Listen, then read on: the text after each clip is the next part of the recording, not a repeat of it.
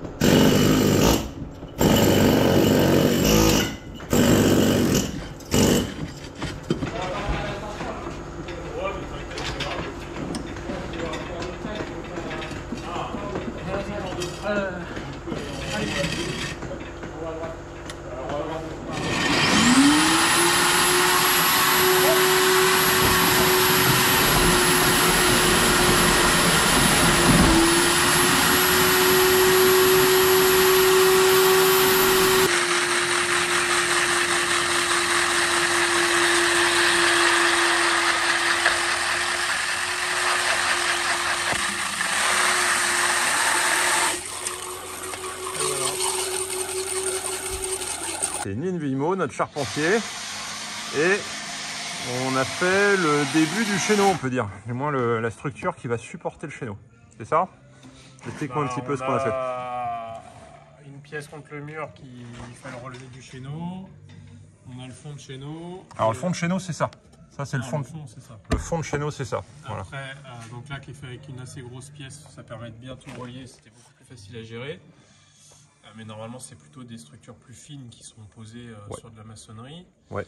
Et après, on va avoir une grosse poutre porteuse qui va faire à la fois le relevé du chéneau et à la fois la porteuse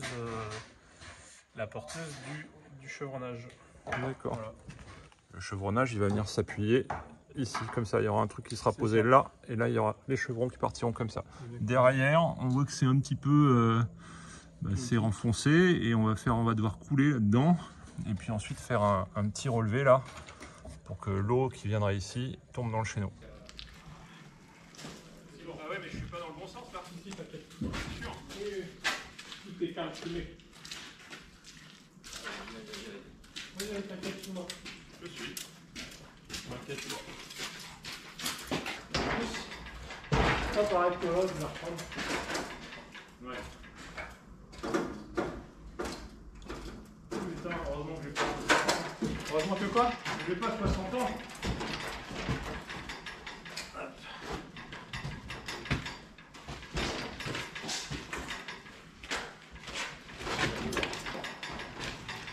J'avoue là-dessus. Il y aura le mode 2 entièrement dedans. Ouais. Pose-le sur le petit rebord de l'échelle. Voilà, je peux monter. Moi je peux monter. Ouais. Ouais. Malade quoi. Ça passe sur l'escabeau. Ouais, je vais faire. Je vais monter là.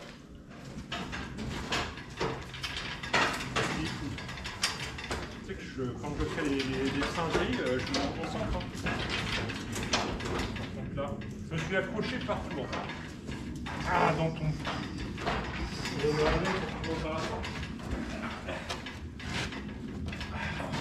Attends, c'est des. Non, c'est bon. Oh, mais parfois, il n'y a rien. Ça va? Ah bon? J'espère. Je ne pas trompé. Et là, tu vois, j'aurais pu me coincer dans cette guitare. Tac. Super. Là, c'est facile. Le lac, c'est là. Ah, faut aller presque un peu par là. Et là, tu les as recoupés. Non, il faut juste que je casse le petit bouquin qui est là. Là. Ouais. Tu sais que les maçons, ils font tout avec ça. On a fait même les cloisons, je m'attendais à ce qu'ils défoncent ça à la masse. Et ils l'ont fait avec ça.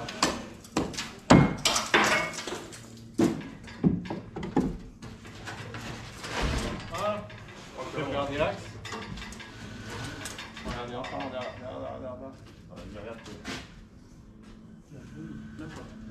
Donc voilà, on a posé la poutre avec le fameux sabot. pour les chevrons et surtout très important, Nine m'a montré. Donc ici, on voit il y a un trait, c'était pareil sur l'autre derrière, il y a un trait. Et en fait ce trait là, on le retrouve au sol. C'est un trait tracé au cordeau en face. Donc ça crée une grosse symétrie sur la pièce. Et on vérifie ici que c'est tout bien aligné. Pareil sur la pierre. Ah, ça crée pas vraiment de symétrie, mais ça crée une référence en fait. Vu qu'il n'y a rien qui est droit sur le chantier, du coup on crée quelque chose de droit. Et au lieu de prendre la cote de mur à mur par exemple, on va prendre de chaque côté. De l'axe au mur de droite, de l'axe au mur de gauche. Ça sert de référence. Là, la trémie, elle est aussi tracée par rapport au trait d'axe, puisque l'axe, j'ai pris le trait de référence qui est d'aplomb, le plan de référence qui est d'aplomb, il est axé à la baie vitrée et il est d'équerre à la baie vitrée, vu que tous les autres murs n'ont rien d'aplomb, n'ont rien d'équerre ni de parallèle. Donc du coup, on est parti là-dessus. Et du coup, je sais que ma trémie, elle arrive. Donc, là, je l'ai dessinée plutôt pour visualiser. Et aussi, ça peut me permettre, après, quand ma muraillère sera mise en face, de éventuellement mettre un laser entre les deux ou un cordeau entre les deux pour savoir où est ma trémie.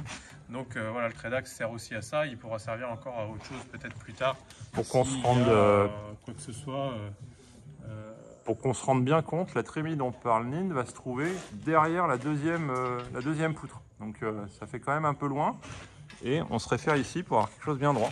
Et bien joli en fait du coup après. Parce que ce sera bien aligné. C'était aussi pour le placement des sabots parce que moi ça m'arrangeait de faire un truc symétrique. C'est-à-dire que par exemple la pièce de bois qui va me servir de chevêtre va être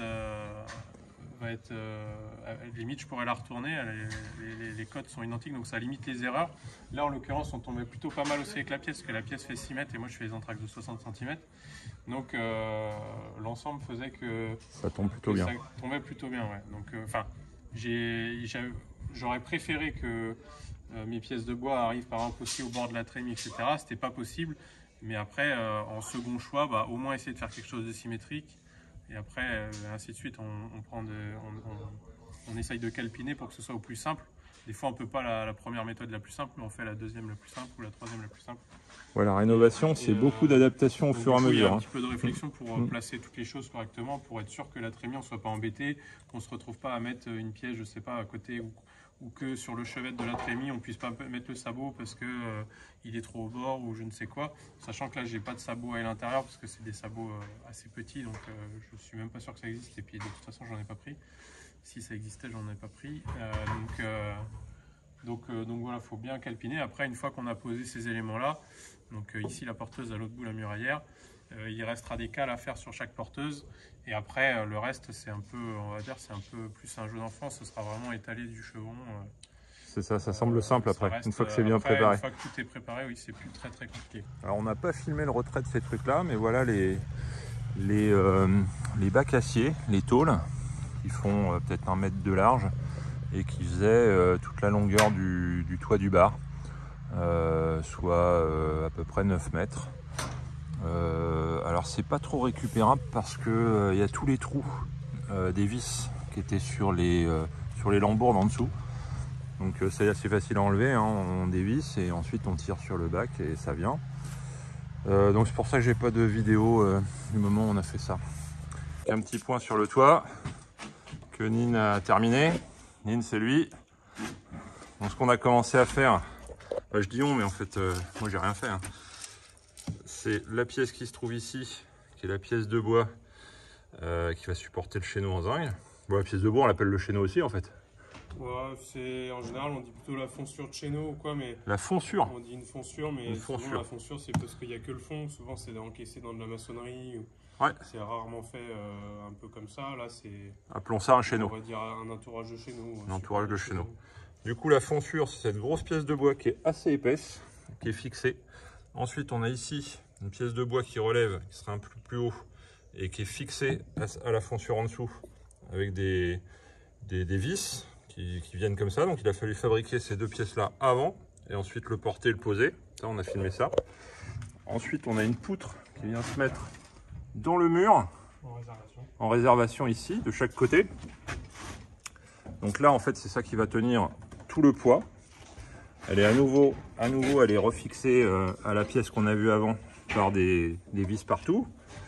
Et elle du coup tout le chéneau repose dessus et également ce qu'on voit ici ce sont les chevrons du début de la pente de toit qui viennent se prendre dedans, se prendre avec des sabots métalliques. Nine me disait un clou comme ça peut porter 50 kg. Il n'a pas tout mis, il y a des endroits où il en a mis 5 ou 6. Ah, donc là c'est ce qu'il est en train de faire. Donc il en met, parfois il en met 8 par... ouais, largement, même 10. 10 clous par équerre, donc ça fait 500 kg de chaque côté. Donc 1 tonne quand on a 2 équerres. Les traits qui étaient contre le mur, c'était vraiment un titre indicatif pour visualiser un petit peu comment j'allais tomber avec les porteuses. Après, le reste, j'ai tout fait au cordeau de la poutre porteuse du bas, donc d'ici, oui. Et la muraillère là-bas au fêtage. Ah oui, c'est ce que j'ai pas expliqué. C'est en fait, on installe d'abord, donc on a installé en bas le chéneau là qu'on a vu.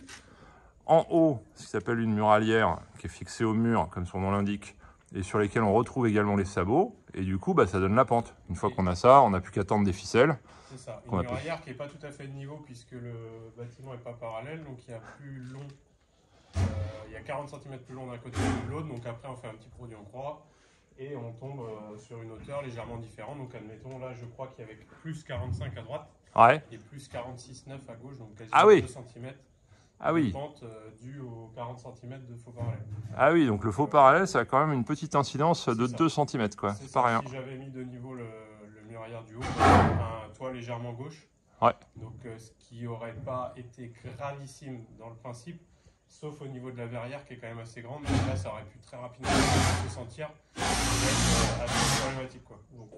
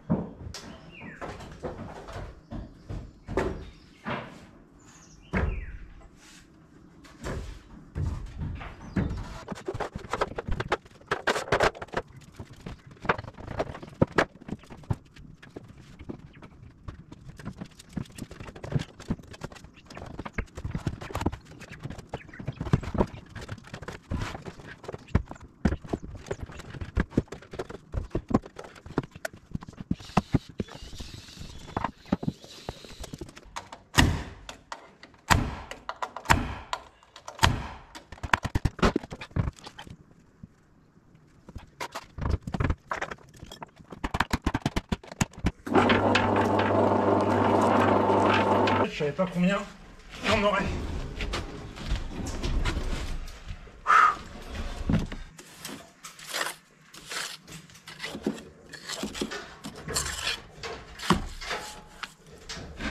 Ce qu'on est en train de faire, c'est simplement de faire un petit talon de chaux sur la pierre de tuffeau, parce que le tailleur de pierre il n'a pas très envie qu'il y ait du ciment dessus. Et on mettra le ciment par-dessus, le béton. Du coup, là je fais un peu de chaud et j'ai oublié de mouiller la pierre. Donc je vais mettre un peu d'eau.